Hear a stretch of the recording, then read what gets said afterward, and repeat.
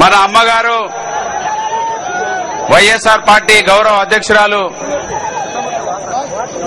విజయమ్మ గారిని మాట్లాడవలసిందిగా సవినయంగా ఆహ్వానిస్తా ఉన్నాను.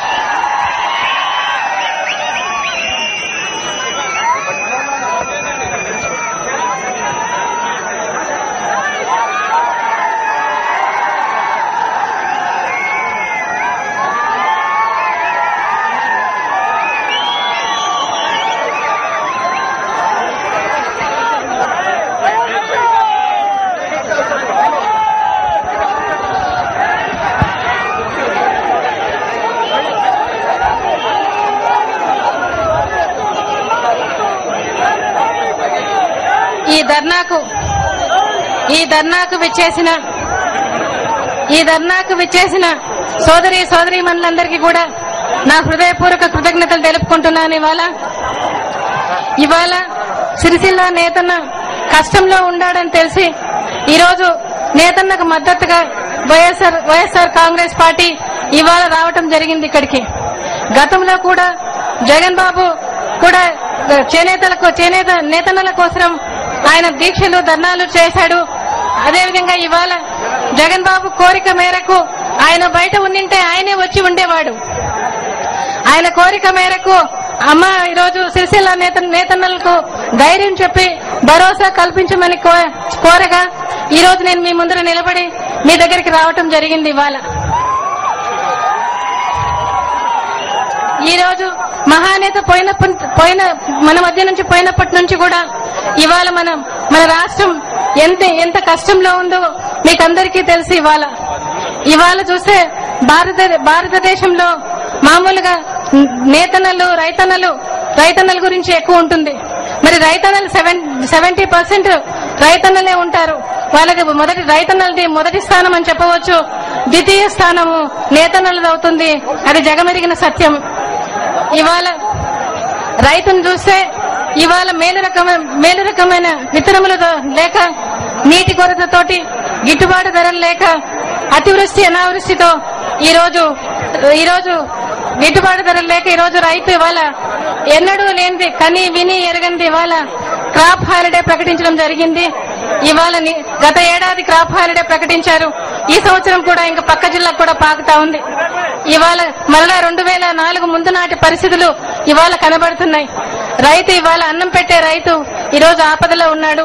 అలాగే నేతన్నలను చూస్తే కూడా అదే రకంగా ఉంది. ఇవాళ చూస్తే మరి ఇవాళ నేతన్నలు జౌలి కార్మికులు రెండూ చూస్తే రాష్ట్రంలో ఒకవైపు వారు ఒకవైపు ఇంకొకరు ఉన్నారు. ఇవాళ చూస్తే వాళ్ళకు కూడా మరి పత్తి గిట్టుబాటు ధరలు లేక రైతు రోడ్డు ఎక్కాడు. నేతన్నకు కూడా అది ఇబ్బంది అయింది.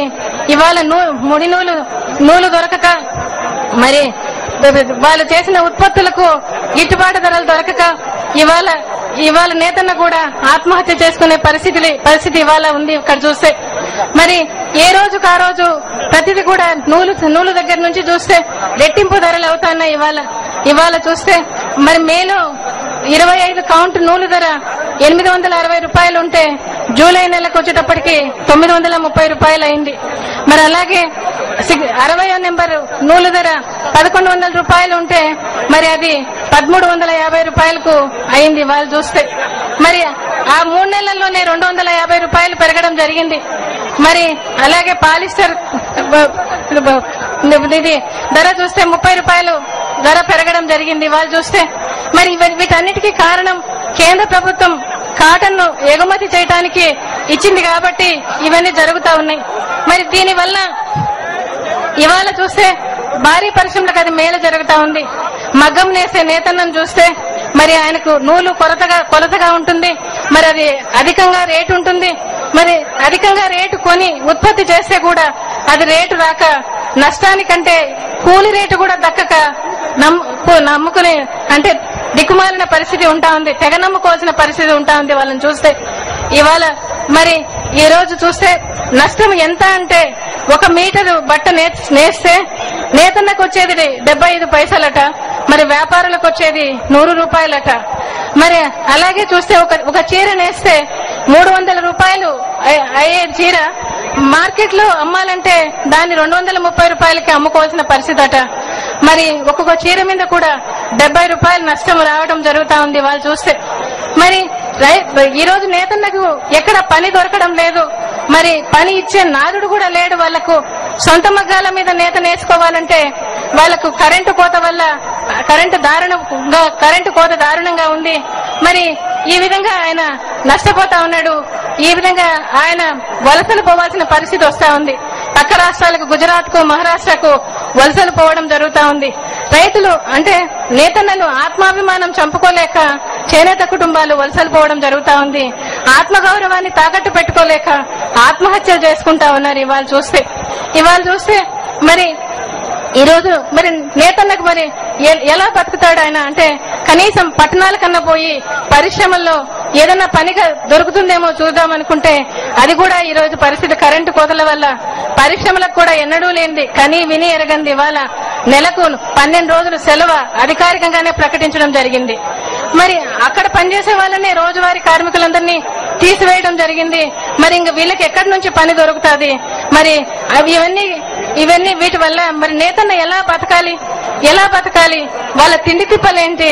వాళ్ళ పిల్లలకు చదువులేంటి? వాళ్ళ పిల్లలకు మరి బట్టలేంటి? వాళ్ళ పిల్లల పెళ్లిళ్లు ఎలా చేయాలి?